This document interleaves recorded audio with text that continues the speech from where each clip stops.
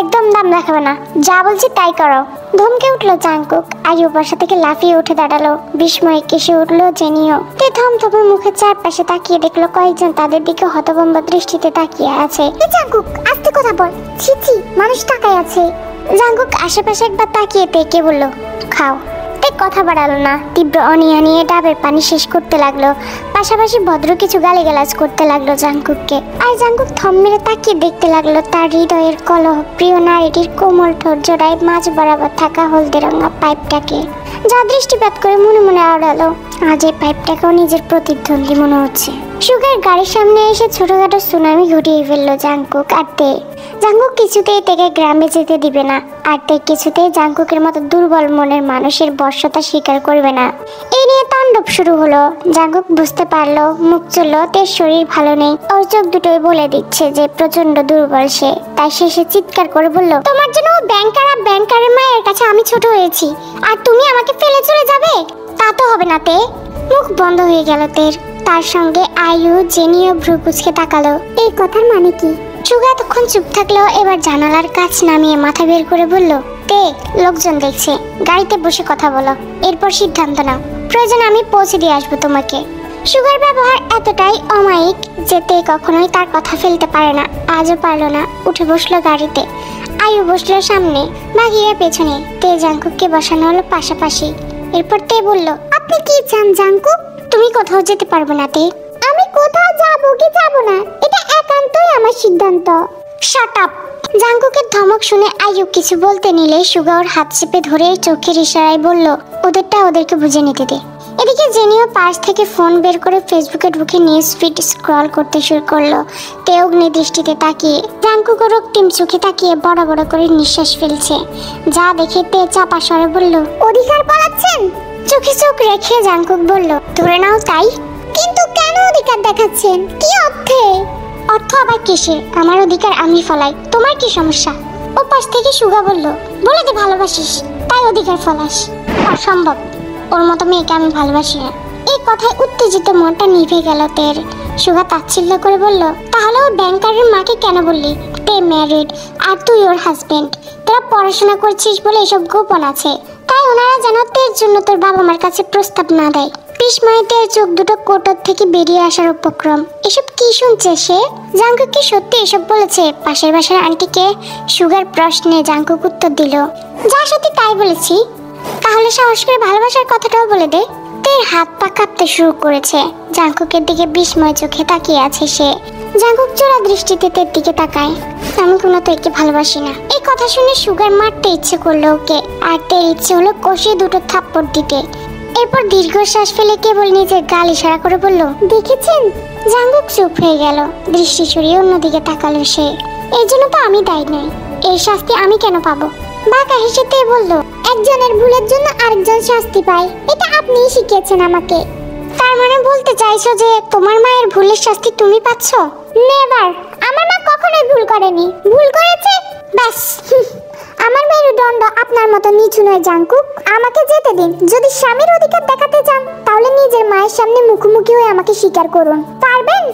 আপনি যদি এটা পারেন আমি ফিরে যাব আপনার সাথে। তেরে কথায় সকলে নিশ্চুপ হয়ে গেল। তে দু চোখ ভরে দেখতে লাগলো এক অসহায় ভঙ্গুর পুরুষকে, যেন ক্লাস 4-এ পড়া একটি বাচ্চা ছেলে ফাইনাল পরীক্ষায় ফেল করায় দারুণ মাথা নত করে বসে আছে। তের খুব মায়া হলো। তিন কবুল বলে গ্রহণ করা স্বামী নামক পুরুষটির অসহায়ত্ব যন্ত্রণা দিল তাকেও। ঠিক সেই সময়ে জাংকুকের মনের অবস্থা টের পেয়ে আয়ু প্রস্তাব দিল, আমি যাওয়া দরকারটা কি তে? তুমি আমাদের ভাড়া বাসায় উঠতে পারো, চিন্তা নেই। এমনি এমনি উঠতে বলছি না, রুমমেট খুঁজছিলাম আমরা। তুমি উঠলে বেশ ভালোই হবে। জাংকুক আয়ুর দিকে কৃতজ্ঞতা দৃষ্টিতে তাকালো। জেনি দু হাত জোর করে সৃষ্টিকর্তার কাছে প্রার্থনা করতে লাগলো তে যেন রাজি হয়। হাতে তাকিয়ে রইল জাংকুকের ধূসর বর্ণের চোখ জোড়ায়। ওই চোখের ভাষা আজ বড্ড অপরিচিত লাগছে তার কাছে। অপরিচিত এই ভাষা তার হৃদয় অস্থির করে তুলেছে। মনে হচ্ছে এই দৃষ্টির মালিক তার খুব আপন, খুব খুব আপন। এই দৃষ্টির আকুলতা শুধুমাত্র তার জন্য। এই দৃষ্টির মালিক একান্তই তার। সকলে অধীর হয়ে অপেক্ষা করেছে তার সিদ্ধান্ত জানার জন্য। সে নিজের সঙ্গে বোঝাপড়া করলো অনেকক্ষণ। মা নেই, বাবা দেশের বাইরে, গ্রামে যারা আছে তারা তাকে কিছু পরামর্শ ছাড়া আর কিছু দিতেই পারবে না। মাঝখান দিয়ে সমাজের মানুষ বলাবলি করবে যে তার শ্বশুর বাড়ির লোকজন তাকে মেনে নেয়নি, স্বামী গ্রহণ করেনি। কি দরকার এসব জলঘোলা করার? তার সমস্যা একান্ত তার সমস্যাই হয়ে থাকুক না।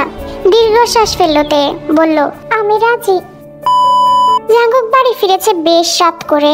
মায়ের মুখোমুখি হওয়ার ইচ্ছে নেই তার, তাই ঘরের দরজা আটকে বসে আছে। কিছুক্ষণ চুপচাপ থাকার পরে পকেট থেকে মোবাইল বের করে আয়ুকে মেসেজ করে বলল, দেখে বলে দিস মায়ের ওই আমি খুব সরি। আয়ু রিপ্লাই করলো, বলতে পারবো না, তোর দেয়া মেসেজটা দেখিয়ে দিব। আয়ুর মেসেজটা দেখে হোয়াটসঅ্যাপে ঢুকলো সে। দেখতে পেল জিমিনের একটি বড়সড় মেসেজ। আব্বু আম্মুর মধ্যে খুব ঝগড়া হয়েছে ব্রো। আব্বুর গায়ে হাত তুলতে যাচ্ছিল আম্মু, আমি বাধাতেই এই থাপ্পড়টা আমার গায়ে পড়েছে। আর এসব ভালো লাগছে না। বাবা মায়ের ঝগড়া দেখতে দেখতে আমি মানসিকভাবে অসুস্থ হয়ে পড়েছি। আমাকে তুমি হোস্টেলে রাখার ব্যবস্থা করো প্লিজ ব্রো, প্লিজ। আমি এই বাড়িতে আর থাকতে চাই না।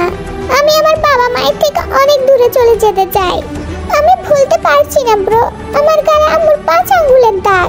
আমি সহ্য করতে পারছি না, একটুও সহ্য করতে পারছি না। প্লিজ ব্রো, তুমি আমাকে এদের হাত থেকে বাঁচাও। এরা আমাদের বিষাক্ত বাবা মা। বিলিভ মি ব্রো, আমি খুব ডিপ্রেশনে আছি ব্রো। আমি কিছু একটা করে ফেলবো, দেখবে কিছু একটা করে এই দুজনকে শিক্ষা দিয়ে যাব। পরের মেসেজটা পড়ে ক্রোধে মাথা দপদপিয়ে উঠলো জাঙ্কুকের। আচমকা মোবাইলটা ছুঁড়ে ফেললো ফ্লোরে। দু হাতে মাথার চুল খামচে ধরে চিৎকার করে উঠলো ক্রোধ নিয়ন্ত্রণ করার জন্য। এরপর তাড়াতাড়ি চলে গেল বোনের ঘরে। অন্ধকার রুমে এক কোণে বসেছিল জিমিন। জাঙ্কুক গিয়ে লাইট অন করতে ছুটে এসে তাকে জাপটে ধরে হাউমাউ করে কাঁদতে লাগলো। আম্মু আমাকে মেরেছে ব্রো, আমি মেনে নিতে পারছি না, একদম পারছি না। I don't deserve it bro, I don't deserve it. বোনকে শক্ত করে বুকে চেপে ধরে রাখলো জাঙ্কুক। মাথায় হাত বুলিয়ে বলল, জিমিন শান্ত হো প্লিজ। চুপ চুপ, কাঁদবি না একদম, একদম না জিমিন। কথাটা বলে বোনের মুখ উঁচু করলো। ধুদালতা মসৃণ ত্বকে 5 আঙ্গুলের দাগ দেখে বুক কেঁপে উঠলো জাঙ্কুকের। মনে পড়লো তের গালও একই দাগের কথা। শ্বাস রোধ হয়ে গেল তার। কাপা কণ্ঠে বলল, মা পাগল হয়ে গেছে জিমিন। আমি আমার এই মাকে চিনতে পারছি না, একদম পারছি না। জিমিনের কান্নার বেগ বাড়লো।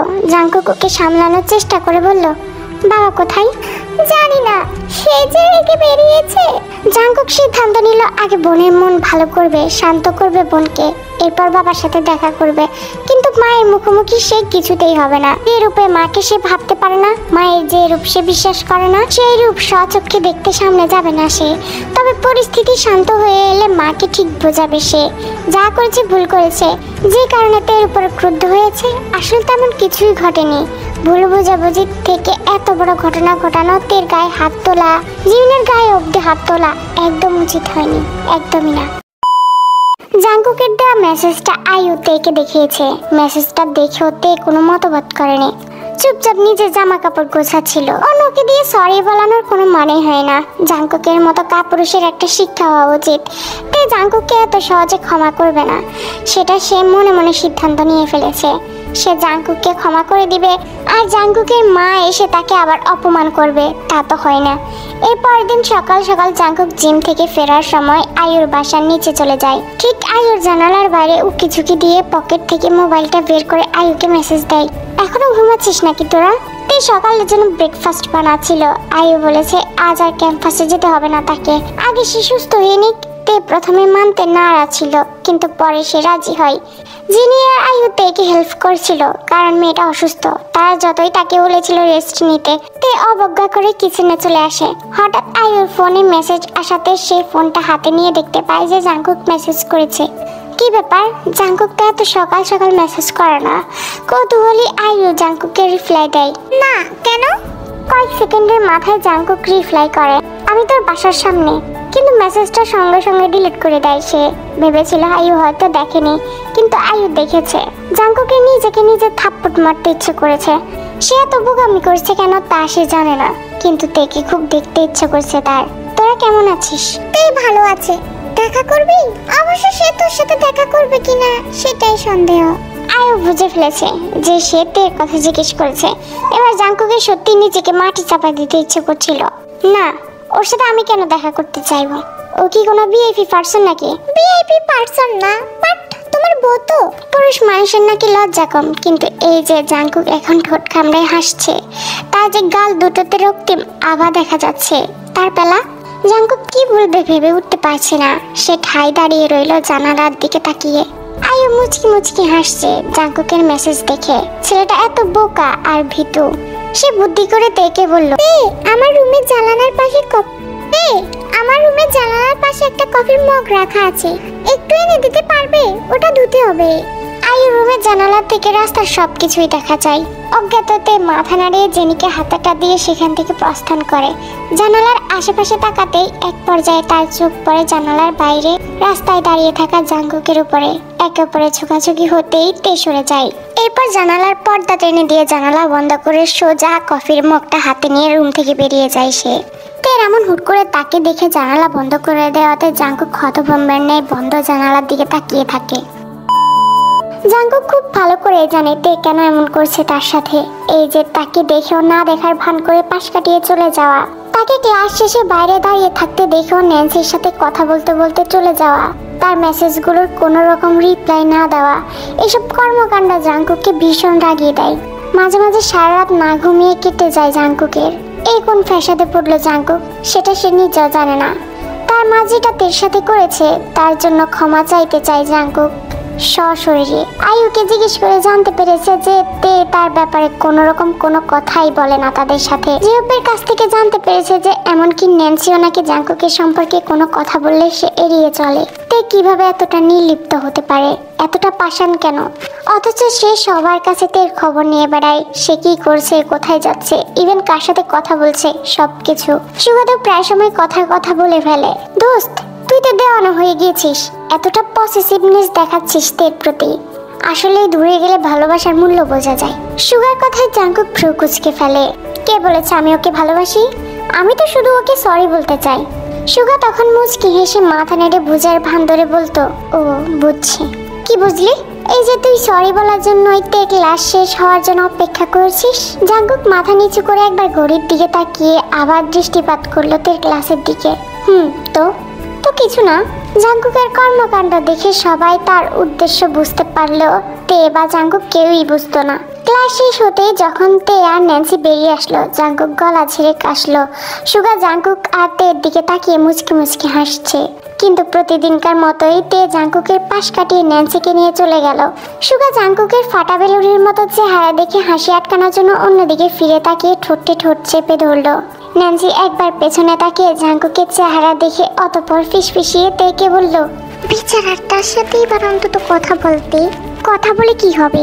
রোজ রোজ তোর জন্য ক্লাসের বাইরে দাঁড়িয়ে থাকলে আমার কি, তোর কিছু না? তে এবার থেমে গিয়ে ন্যান্সির দিকে তাকিয়ে গম্ভীর কণ্ঠে বলল, না। ন্যান্সির মুখে তালা লেগে যায়, সে আর কিছু বলতে পারে না। যেহেব ঠিকই বলেছে, জাঙ্কুক রাতে হয়তো ঘুমাতে পারে না, চোখের নিচে কালো দাগ পড়ে গেছে, চেহারার অবস্থা খুব বাজে, যেন কতদিন সে কিছু খায় না। কিন্তু এত কিছুর পরও তের মন গলছে না। কি করলে তার বেস্ট ফ্রেন্ডের মন গলবে? জাঙ্কুকের মতো বাচ্চা ছেলে কি সেটা বুঝে নিতে পারবে? একদিন পরে তের এক্সাম আছে, ফলে বই হাত থেকে রাখেই না বললে চলে। জেনি আজ সকালে গ্রামের বাড়িতে চলে গিয়েছে কিছুদিনের জন্য বেড়াতে, আর তে তো কিচেনে যেতেই পারছে না। তাই আয়ু সিদ্ধান্ত নিল আজ বাইরে থেকে কিছু অর্ডার করবে সে। এদিকে তের পুরো মনোযোগ ছিল পড়ার উপর, কিন্তু তার সমস্ত মনোযোগ ধ্বংস করে দিয়ে ডিং শব্দ করে ফোনে একটা মেসেজ এলো। দরকারি কিছু কিনা তা দেখার জন্য তে ফোন ধরতে দেখলো যে জাঙ্কুকের আইডি থেকে মেসেজ পাঠিয়েছে। সে লিখেছে, আমি তোমার সাথে কথা বলতে চাই, দরকারি কথা। তোমার পরীক্ষা শেষ হওয়া পর্যন্ত তোমার হাতে সময় আছে, ভেবে আমাকে জানাবে, আমি অপেক্ষায় থাকবো। মুহূর্তেই দিয়ে যেন পড়ার কথা ভুলে গেল। তার মাথায় এখন শুধু জাঙ্কুকের পাঠানো মেসেজের কথা ঘুরছে। হঠাৎ এই ছেলের কি হলো? কি এমন কথা বলতে চাই তেকে? এই কয়েকদিন অ্যাভয়েড করার ফলে কি সম্পর্কের ইতি টেনে দিবে নাকি অন্য কিছু? তে ভাবতে পারছে না আর। এই ছেলেটার এখনই কেন তাকে দুশ্চিন্তায় ফেলতে হবে? মাথা থেকে খারাপ চিন্তাগুলো ঝেড়ে ফেলে দিয়ে তে আবার পড়ায় মনোযোগ দেওয়ার চেষ্টা করে। এমন সময় আয়ু এসে তাকে জিজ্ঞেস করে সে কি খাবে। তে উত্তরে বলে যে সে যেটা আনবে সেটাই। তের সহজ কথা শুনে আয়ু আর কিছু বলে না, চুপচাপ ব্যালকনিতে চলে যায়।